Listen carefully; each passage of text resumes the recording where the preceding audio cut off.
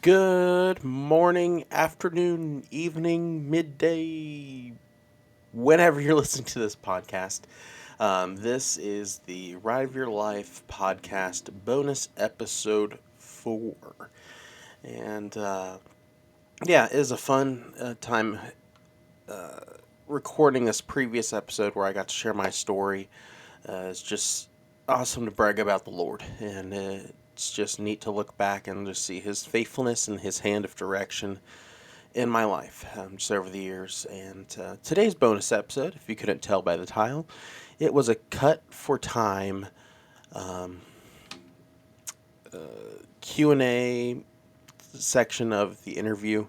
I'll just be talking about our usual questions, my favorite coaster color scheme, favorite food, favorite movie, music, and all that good stuff. So without further delay, I'll hop into that, and then we will be back here to close off this bonus episode. I'm not lucky, I'm blessed. And none of us two are wearing green either, so that means we're going to get pinched. Yeah, I was going to turn my lights green in here, but too much work. Alright, so we got Donnie on the other end, and normally this would be the part where we just introduce our guest, but Donnie is not really too much of a stranger, but we're still going to go through some of these questions just to give you a little bit of a background. Maybe you're a first-time listener or viewer on YouTube, and we would just like to get to know Donnie more. So here we go.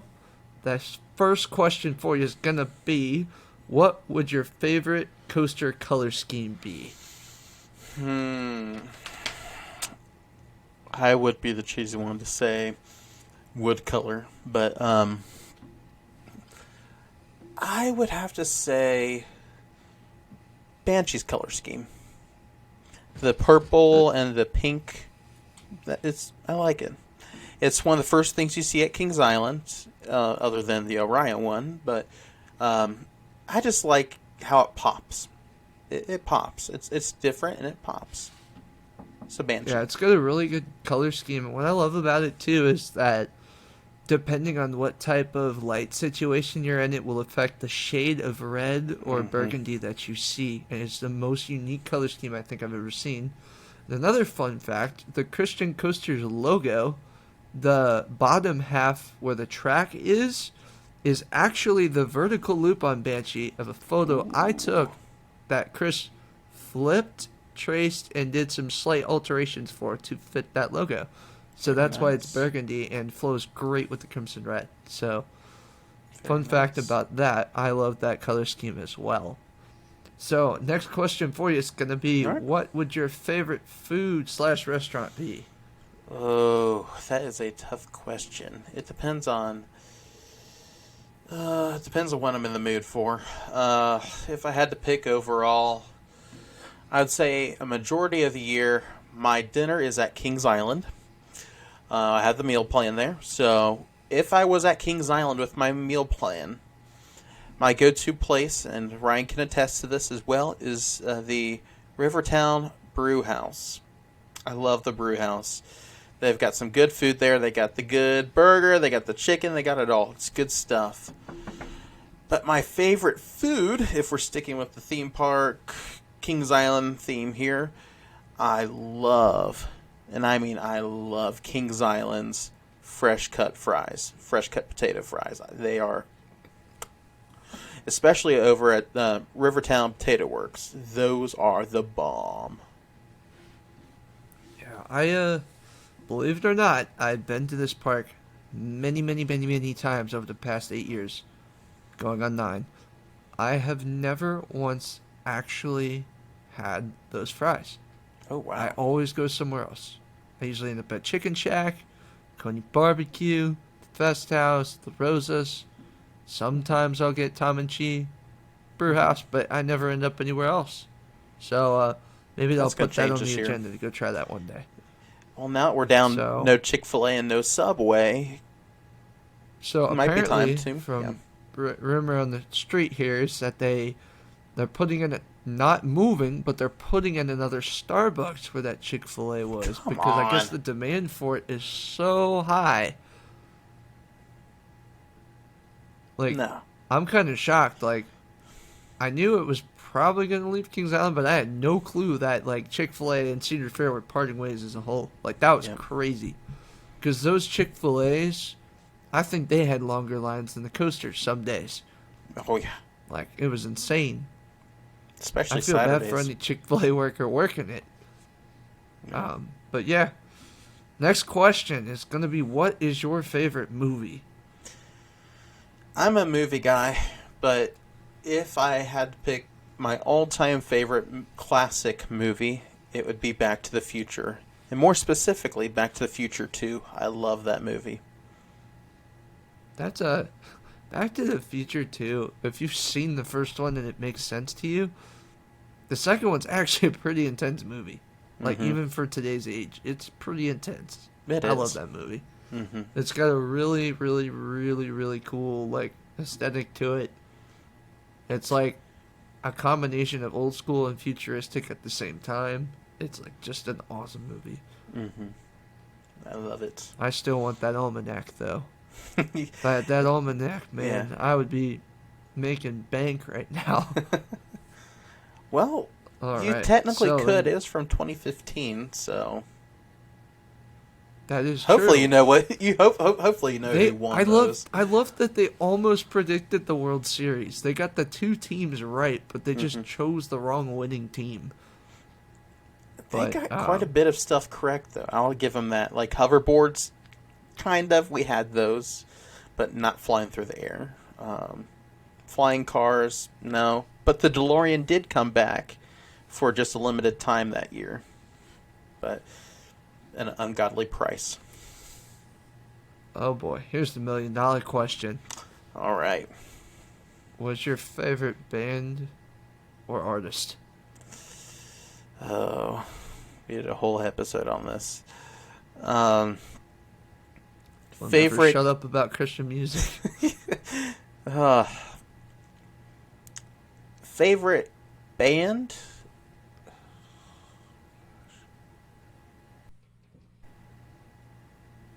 Casting Crowns. We'll It's a go with that solid as a answer. band. Let's see. And then favorite artist, Christian artist, Jeremy Camp. Hey, can't beat that guy. And I could give a whole top 10, all that stuff, but that's not this episode. No. All right. So, what would your favorite song be? If Don't I think can't pick too hard. if I can't pick a favorite artist, I can't pick a favorite song. But I will say there's one song that sticks out more than any other song. And it's been last year it was my song of the year on Spotify, and I think it could be this year's as well. Want to take a guess what it is, Ryan? Song of the year for you? Oh, I feel like it's Jordan St. Cyr. It is Jordan St. Cyr song. Oh, I got a 50-50 shot here. Yes, you do. It's either, What are Weary, these two it's either people? Weary Traveler or it's Fires. Which one?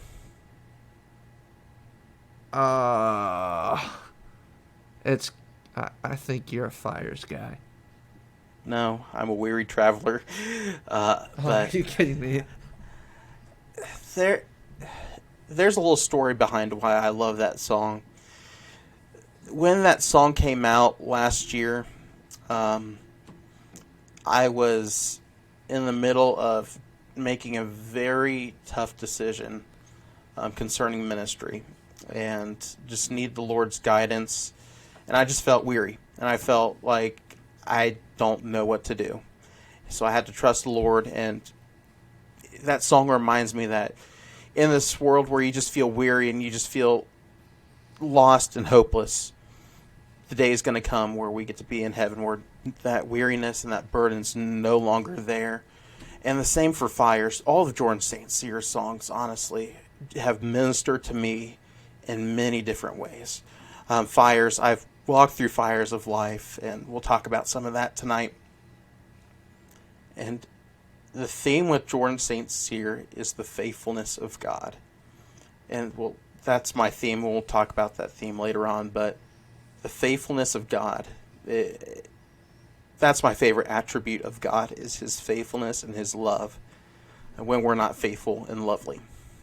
And that's why that's my number one favorite song is Weary Traveler. Yeah, we got to see him perform live at Kings Island. We were both at the same concert. Yeah. And we got to see him open up for Skillet. And if I remember correctly, you and Kinsey got to actually meet him after he was done performing. And I just got to talk to him for about a minute or two and just tell him how much his music has ministered to me and has meant to me. And he thought that was the coolest thing. And then the usher that was sitting right next to us was like his escort around the area. And he said, "Hey, that guy was singing every single word to every single song you were singing." I'm like, "Dude, you have no idea how much your songs have ministered to me in just this past year." And it's neat to see how God works through ordinary people. It's nothing. There's nothing like going to Christian concerts and then the one-off chances you get to meet like some of your biggest earthly heroes. And Yeah. For me, it's definitely the Christian rock industry, starting with, meeting the Decipher Down guys and Set for the Fall, Disciple especially, and the Protest and so many great bands. Even meeting Seth Morrison from Skillet a few times briefly, that was crazy luck. All 3 times at Kings Island, by the way. But yeah, it's just crazy to me that I've gotten to a point where I can be well acquainted with these guys, and it's just so awesome to see that all these Christian artists are so, for the most part, like everyone's in it for the same reason. They don't want the fame, they don't want the glory, they just want to minister to other people. And it's just some of the greatest moments I've had in my life where I've got to share those feelings that I've had with music and how it's changed my life, and continuing to as we speak with these artists. So I definitely relate to that. And I actually didn't meet Jordan at that show just because listening to Soundcheck. Yeah, so I'm not a musician at all, but I've been around the music scene a lot. I've been around the block quite a few times. I know a lot of people in bands. I love going to concerts. And one of my favorite things on earth is distortion in guitars. I love when they just slam those power chords, even if they're just sound checking. I just love hearing that guitar coming fresh out of the amp. There's no better sound to me. And that's all I was doing. I was just up there in the second row, just soaking it up, and then Skillet played, and you couldn't have got me to leave that stage until I had to leave, because that was one of the best nights of my life, and I will never And he forget ended it. up with the set list too. Yeah, I'm surprised though, because usually with like, if you see someone like Disciple or a smaller band, they've got, the drummer's got one, each band member has one, maybe the sound guy has an extra one. That's a hit and miss.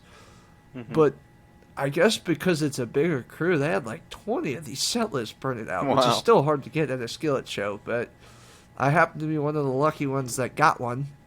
I obviously didn't get it signed, but it's still really cool to have. Like, a Skillet set list is tough to get. So that was a pretty fond memory.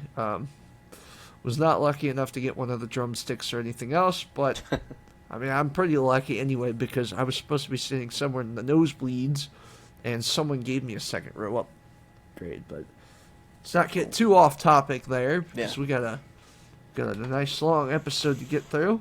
Yeah. Let's see here. All right. Well, one of these questions I already know the answer to, and it's pretty much a no-brainer. What is your favorite park? Do you think you know? Yeah, I think I know. What is it? I mean, we don't call you the Islanders for nothing.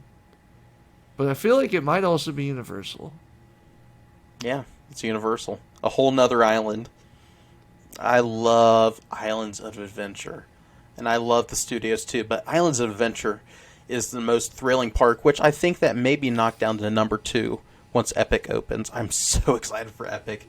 So much more information is slowly leaking out before the official announcement, and it makes me so excited to go down once it opens. I love Universal. Yeah, I'm pretty stoked about all that stuff. I need to read more into like all the, because I know they just made lots of purchases. Like, aren't they going to build an amusement park or group of amusement parks somewhere in Texas? Right? Did I read that right?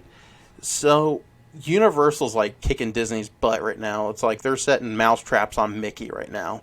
Like, they're building this massive park, which is gonna knock any theme park in the world out of the water. Like, this is, no one has seen this before.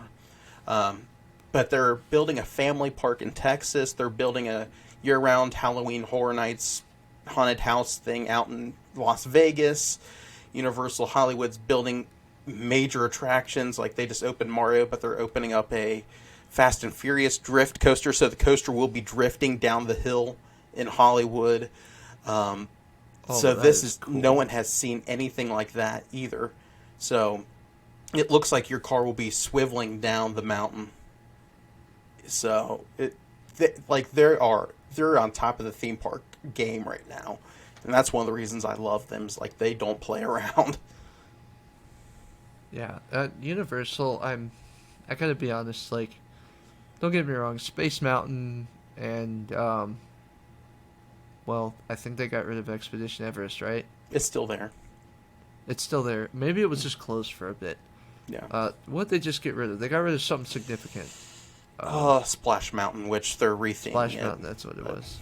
Yeah. So, there's some rides there. Rock and Roller Coaster, Tower of Terror. Mm-hmm. Things that have been on my bucket list, but I gotta be honest, they're not like way high up there. I do like Disney, like old Disney at least, like The Lion King, Cars. But to my understanding, I don't even think Disney World has any Cars stuff. You have to go to Disneyland for that. Well, they do, kind of. They have a little show at Hollywood Studios where there's this cheap-looking Lightning McQueen is on stage. Disney likes to use like screens for characters' faces, which I have no idea why they do that. But they have him like in front of a screen with his wheels spinning. That's all it does. Stupid, but. So I was gonna say it's probably something really small. Like, it is. Disneyland actually is on my bucket list because I really want to ride. It was California Screaming, but now it's Incredicoaster, I believe is how you pronounce it. Mm-hmm. And obviously you have the Radiator Springs Park. And that looks stinking cool. For those of you that, not to make this about me, but for those of you that don't know, Cars is my favorite Disney movie. And I just absolutely would love to visit that and experience that. But, yeah, Universal as a whole to me, I think, overall just is more entertaining because somehow, despite Disney buying the rights to Marvel Studios, Spider-Man and Hulk and some of the Sony side of Marvel is still able to stick with Universal. So they have all that. Disney You've got your Jurassic Park, Jurassic World stuff. You've got the Harry Potter stuff, which I know, controversial. I'm a huge Harry Potter fan. Dude, it blows me away with how amazing that is. You're in the movie. I want to go so bad. And not to mention, I think their coaster collection as a whole is much better, too. Oh, yeah. Because I think Hollywood Rip Ride, or whatever the name of it is, it's good. That's the only ride that's actually at Universal. But when you go to Islands of Adventure, you've got Velocicoaster, you've got the Incredible Hulk coaster, you've got so many good rides. And I know they got rid of Dragon Challenge years ago, but they've come a long way still. And like Universal, talk about what replaced it. From someone that is a thrill seeker, I could see that being your number one, and I will get down there eventually. Dude, once Epic opens, it will have some of the country, if not the world's best coasters. They have a dueling coaster. They have a Donkey Kong coaster where you're jumping track. You're going to be jumping track with Donkey Kong.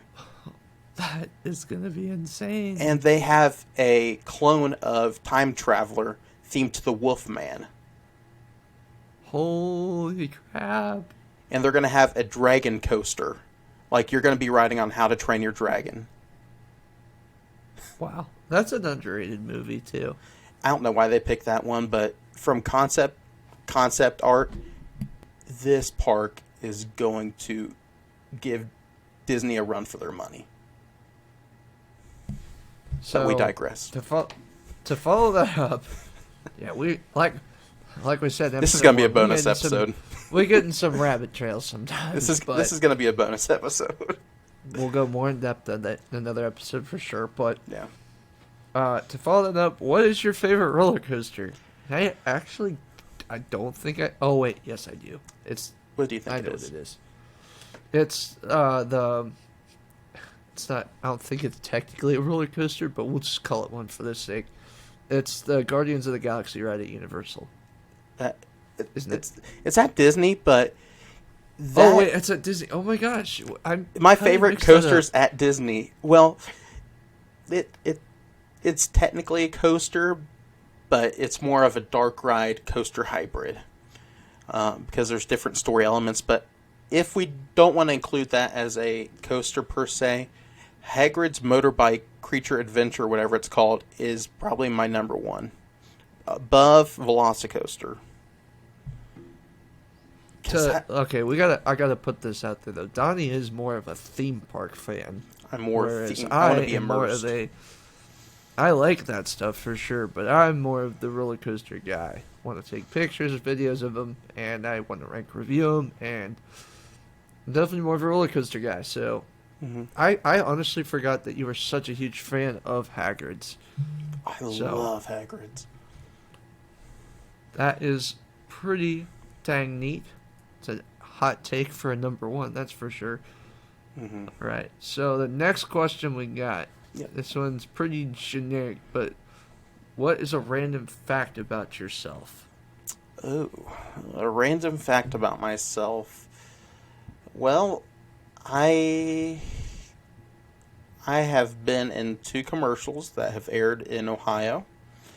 One was for my aunt's store as a kid, and then the second one was for a trade school I went to during high school, and I was actually studying digital media production, so a little bit of film, a little bit of photography, graphic design, all that. I studied there, and I appeared in a fake video shoot for the digital media program, and I also was I don't know if you can call a candidate or whatever, for a movie that's coming out this year. I didn't get my my form didn't go to the final stages to where you could be an extra. But, yeah, I auditioned, in quotes, to be an extra in an upcoming movie that was shooting in Lexington this past year. All right. I don't know if I can... I've known you for almost a year, and I have had no clue about all this. So that's the reason cool. I couldn't say anything about the movie is because it wasn't announced at the time. But it has been announced, and it's coming out later this year. It's called Unsung Heroes, which is the story of how Joel and Luke Smallbone came to the U.S. And it's a pretty cool story, and they gave us a synopsis when they gave us the paperwork through email about what it's going to be about. And it seems like a pretty cool movie. I would say I'm a huge For King and Country fan. I love The Proof of Your Love will always be my favorite song of theirs. And but they made another really movie. Yeah. But, yeah. All right. So let's transition this into more of the spiritual side of the podcast, which is definitely the most important. Yeah. And what would your favorite Bible verse be? My favorite Bible verse is Proverbs 3, 5, and 6. Trust in the Lord with all thine heart, and lean not unto thine understanding.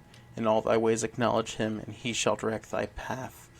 Simply because that verse, again, as we'll talk about in the episode, that verse has gotten me through a lot in my life, and just decisions I've had to make, and different fires and trials and things I've been through, and just the faithfulness of God, knowing that all I need to do is trust in him, and knowing that he's going to fulfill what he's promised in his word, that he'll never leave us or forsake us, and he'll never leave us hanging. It may feel like we are all alone, but he's there, as Psalm 23 says, with his rod and his staff to comfort us to correct us, and to comfort us. So that's why I love Proverbs 3, 5, and 6. Amen. And there's just something beautiful about when we do die to ourselves and finally give up our pride and say, okay, God, I know life is kind of hard right now, or maybe it's easy for you right now. And we just say, you know what?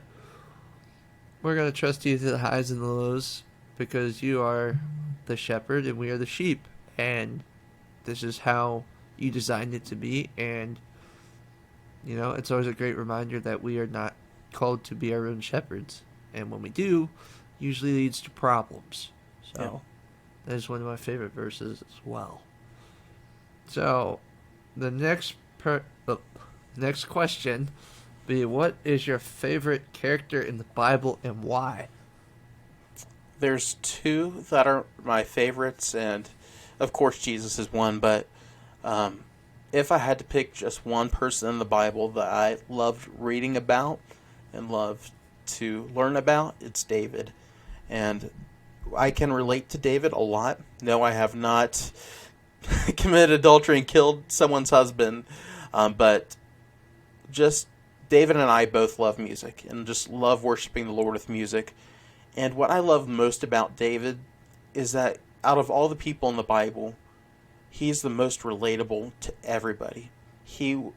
Out of all the characters, quote unquote, in the Bible, his story was seen the most. You see his ups, his downs, times where he was afraid, where he was angry, where he was just pouring his soul out to God, where he was happy, where he was dancing in the streets, and his wife thought he was drunk because he just loved God so much. He was worshiping him with all he's got.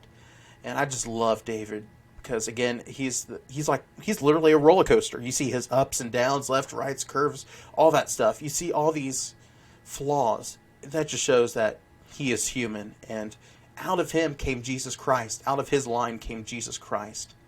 And it's just neat to see that line getting to Jesus, that God decided to put Jesus in a line of sinners. Because you have David, who's been a murderer and a just unfaithful. He did a lot of things wrong, but he did a lot of things right as well. And then you have a prostitute in Jesus' line too, Rahab. And just going down the line, there's so many flawed people, but ultimately their Savior, Jesus Christ, finished that line there. It's where they were made whole. So I love David. Yeah, David's awesome. And it's just a great example, like you said, that God uses crooked sticks to make straight lines. And, you know, like in my brand, Romans 8:10-11 is the life verse, and it is, but if Christ is to you, but if Christ is risen, the same power that rose Jesus Christ from the dead dwells within you. That he who raised Christ Jesus from the dead will also give life to your mortal bodies. Yeah. So it is just so amazing that God will continue to use us in spite of our sin and our flaws, and we just love Jesus for that, because he didn't have to do that. He could have flooded the earth one more time. He could have just wiped out humanity again. He didn't. He's like, nah, I'm going to send Jesus this time. And I'm going to choose to glorify myself through this. But I'm only doing this because I love you guys this much. Each and every single one of us. And if you don't believe that, just go read John chapter 17. Alright, so the next question for you would be, what is your favorite book of the Bible? I'll cheat here and do an Old Testament and a New Testament. My favorite Old Testament, it's one that wouldn't be most likely picked by anyone. It's the book of Isaiah.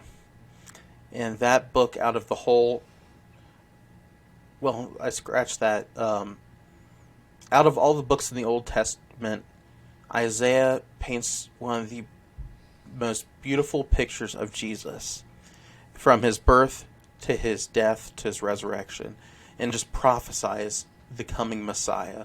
And that there was, if you look at the Old Testament, you see so much wrong, so much things that people had to work to get clean.